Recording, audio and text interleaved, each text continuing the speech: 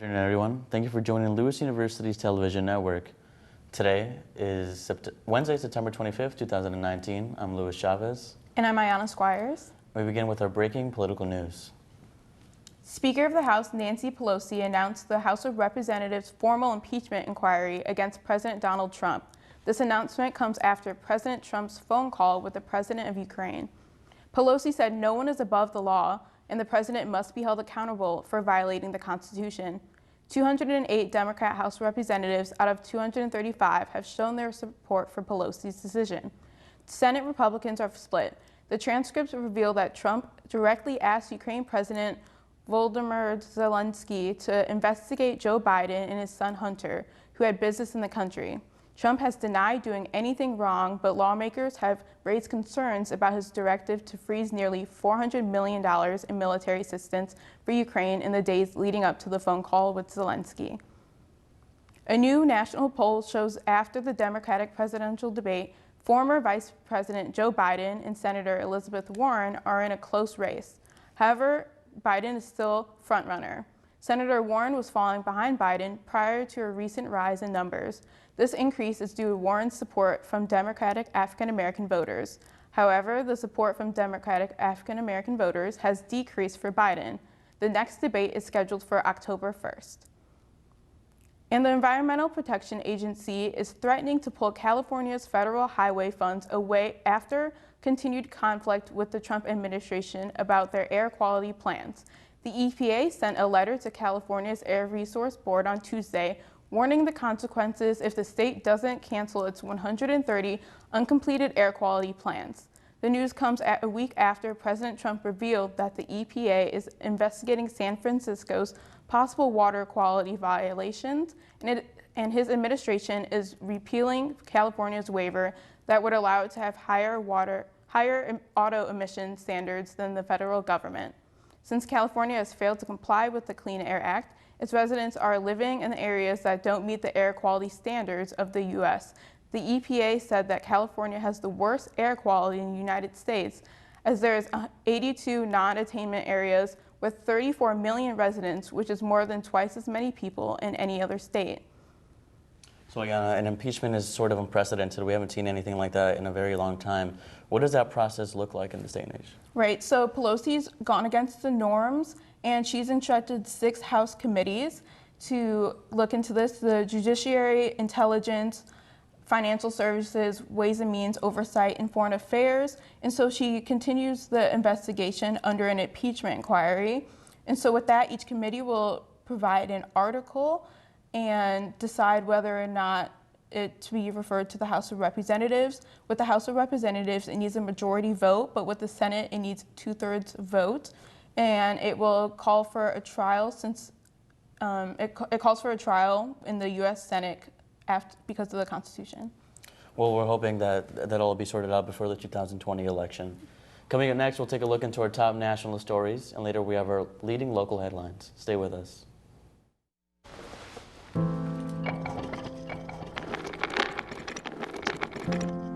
Maybe he's really focused. Hey, Michael. Michael. Maybe he likes spinning the wheels. Maybe he just loves trucks. Maybe he's just being a boy.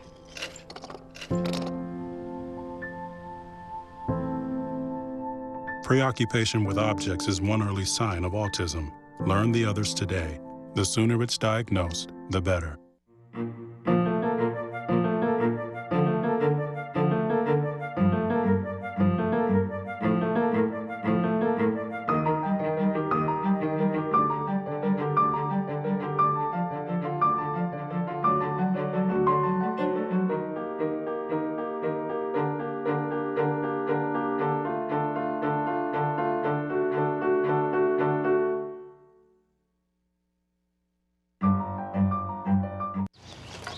You know what, guys? There's a lot of tree branches and dry brush over here. We should probably move the bonfire over there.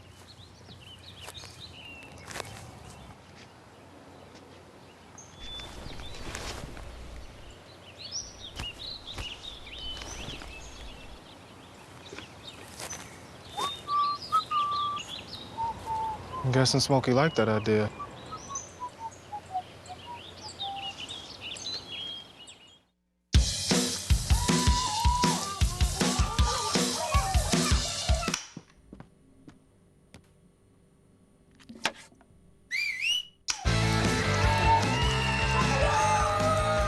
Don't let E. coli mosh with your food. An estimated 3,000 Americans die from a foodborne illness each year. You can't see these microbes, but they might be there. So always separate raw meat from vegetables. Keep your family safe at foodsafety.gov. A South Carolina 11-year-old boy drove 200 miles to meet a stranger from Snapchat on Monday. After 3 hours of driving, the young boy spotted a police officer, pulled up next to his vehicle, and said he was lost. The child by then had already driven from Simpsonville to Charleston. The boy told the officer that he took his brother's car to go to Charleston to live with an unknown male he met on Snapchat. But when the child lost GPS signal on his father's tablet, he couldn't find the man's address. The child was reunited with his family later that day. Police have launched an investigation into the unknown male from Snapchat.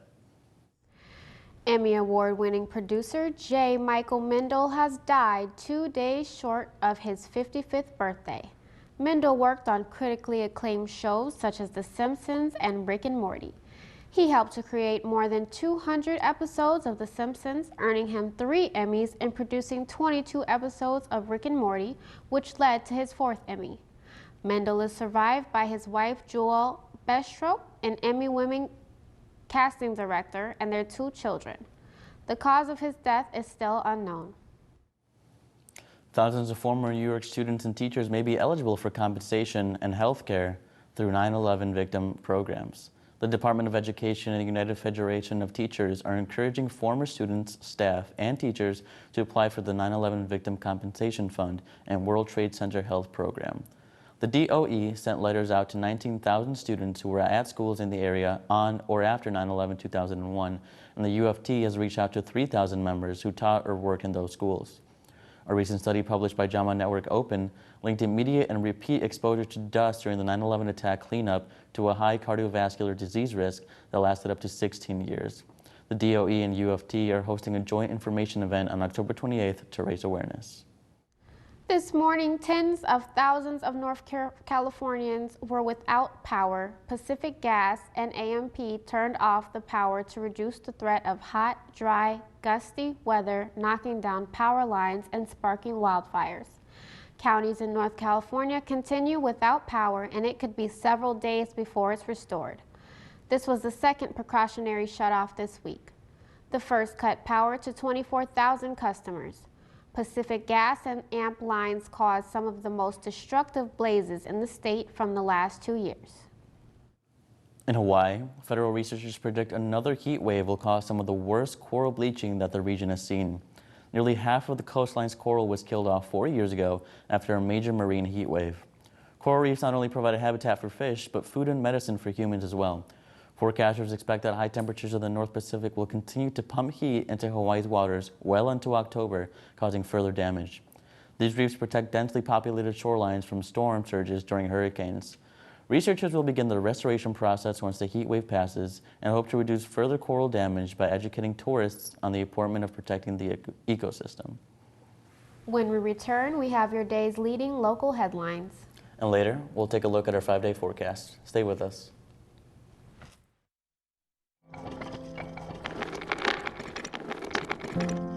Maybe he's really focused. Hey, Michael. Michael. Maybe he likes spinning the wheels. Maybe he just loves trucks. Maybe he's just being a boy.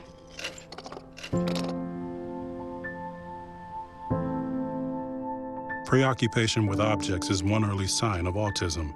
Learn the others today. The sooner it's diagnosed, the better.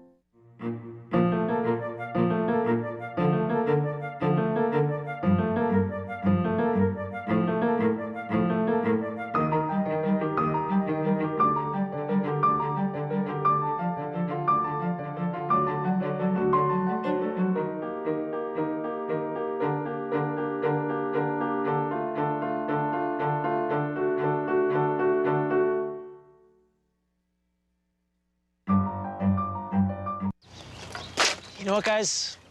There's a lot of tree branches and dry brush over here. We should probably move the bonfire over there.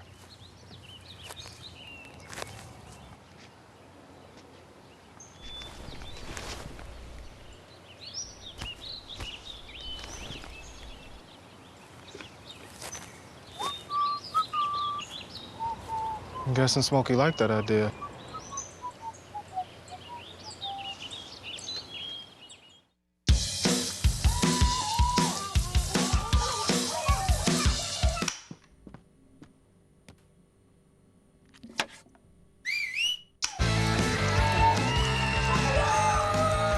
Don't let E. coli mosh with your food. An estimated 3,000 Americans die from a foodborne illness each year. You can't see these microbes, but they might be there. So always separate raw meat from vegetables. Keep your family safe at foodsafety.gov. The Will County Clerk's Office announces this week that the Spanish Community Center in Joliet will be an early voting location in 2020. The 2-week early time frame to cast votes will take place between March 2nd and run through March 14th. Will County Clerk Lauren Stanley Ferry said she was excited the center will host early voting. More than 8,000 people rely on the center to provide services such as daycare, job searching, legal assistance, educational programs, and food support. The county clerk also said that it makes sense to have early voting at this location because it's a regular destination for thousands of citizens. The clerk's office has already started to expand their early voting sites for the April election. A Joliet man was charged with taking $938 from First Midwest Bank last Thursday after handing a teller a note asking for money. 56-year-old Joliet resident Thomas Tynan was apprehended and taken to the Metropolitan Correctional Center in Chicago. Law enforcement agents contacted a family member of Tynan who claimed he had ongoing financial issues. A hearing on his detention is scheduled today. Early Tuesday morning, 2 CTA trains collided with minor contact. The CTA purple and brown lines bumped into one another around 9:15 a.m. The trains were stopped near the Sedgwick stop while crew members were working to get the trains back into service. Passengers were stuck on their train cars for over an hour. No injuries were reported, although a pregnant woman and a person with diabetes were transported to a hospital as a precaution. The encounter dedication ceremony took place yesterday at 3 p.m. outside North Hall. A reception was held to celebrate the project dedicated to St. John Baptist de La Salle. After the ceremony, the lead designer of the project, Minneapolis-based artist Alex Smith, discussed how he created the monument and sculpture in de La Salle's image. The encounter is designed to serve as incoming freshman students' first step into the college experience at Lewis University. The North Shore Concert Band will be performing at Lewis University on September 26th as a part of the Arts and Ideas series. The NCB, who is celebrating their 64th season, is comprised of more than 100 musicians that perform throughout the Chicago area on a regular basis. The group is known internationally for their musical talent, leadership in community music, and service to music education. The NCB was also the first group to receive the John Philip Sosa Foundation's Sudler Silver Scroll, which is the most prestigious award for community concert bands. The concert will begin at 7:30 p.m. in the St. Charles Borromeo Convocation Hall. Coming up next, we have your full 5-day forecast, and later we'll have a look at sports. Stay tuned.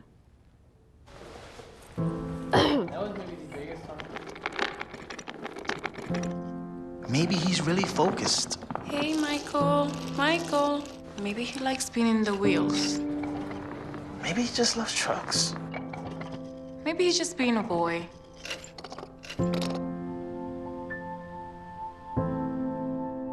Preoccupation with objects is one early sign of autism. Learn the others today. The sooner it's diagnosed, the better.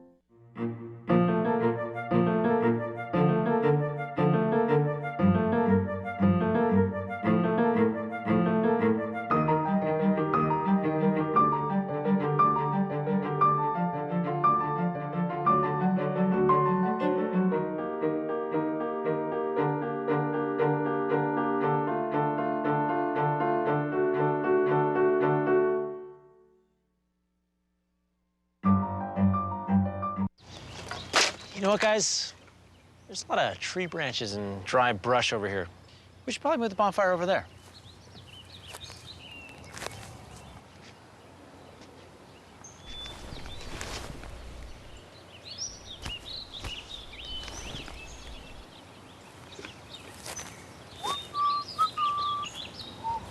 I'm guessing Smokey liked that idea.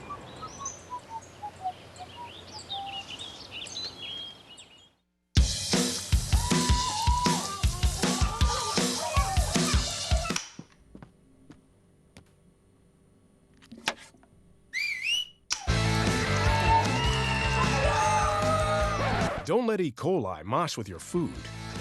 An estimated 3,000 Americans die from a foodborne illness each year. You can't see these microbes, but they might be there. So always separate raw meat from vegetables. Keep your family safe at foodsafety.gov. Welcome back to Lewis University's Television Network. I'm Carl Zahn with your weather. Current temperature right now in Romeoville, Illinois, it is 77 degrees, but feels like 79 because of that 54% humidity. We also have a westerly wind of 16 miles per hour. For our local temperatures, a little colder up in Madison, Wisconsin at 69, a little warmer down in Kankakee at 79, Windy City 77, and up in Grand Rapids 71.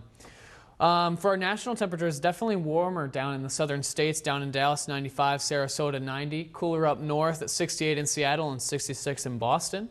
For our national radar, we do have some storms still in that Arizona area, but definitely a lot of storms building in that Midwest across, coming towards Chicago, so that will be something to look out for as we get into the weekend.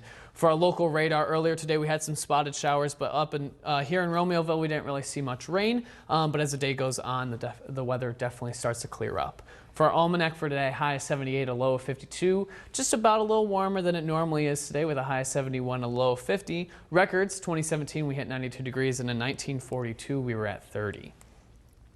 So for our 5-day forecast, those temperatures are going to kind of a little sporadic throughout the week here. Thursday, a high of 71 and a low of 54, but mostly sunny, so that should be a nice day tomorrow. Then those thunderstorms and that rain starts to roll in on Friday and throughout the weekend. A high of 75 and a low of 61 on Friday, that is. Saturday, we are still going to have some showers, but maybe some sun peeking through, but definitely will be a little colder. 65-degree high and a 60 a low. On Sunday, those scattered thunderstorms will continue to come in with a high of 77 and a low of 68. Make sure to keep up with LUTN weather on Facebook and Twitter. Now back to Mayette at the desk. All right, Carl, thank you so much for that update. Stay tuned for sports next.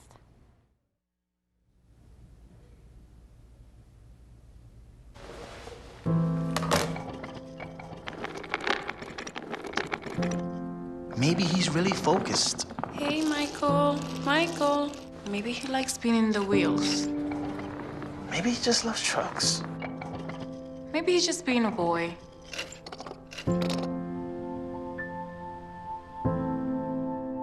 Preoccupation with objects is one early sign of autism. Learn the others today. The sooner it's diagnosed, the better.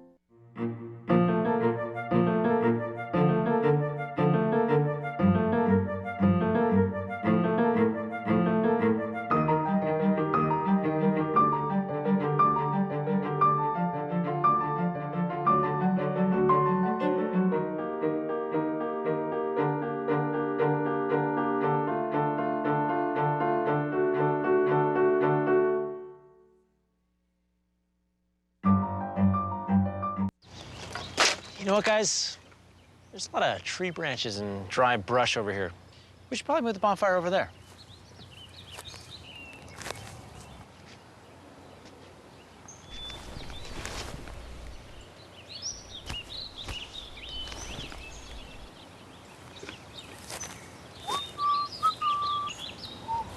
I'm guessing Smokey liked that idea.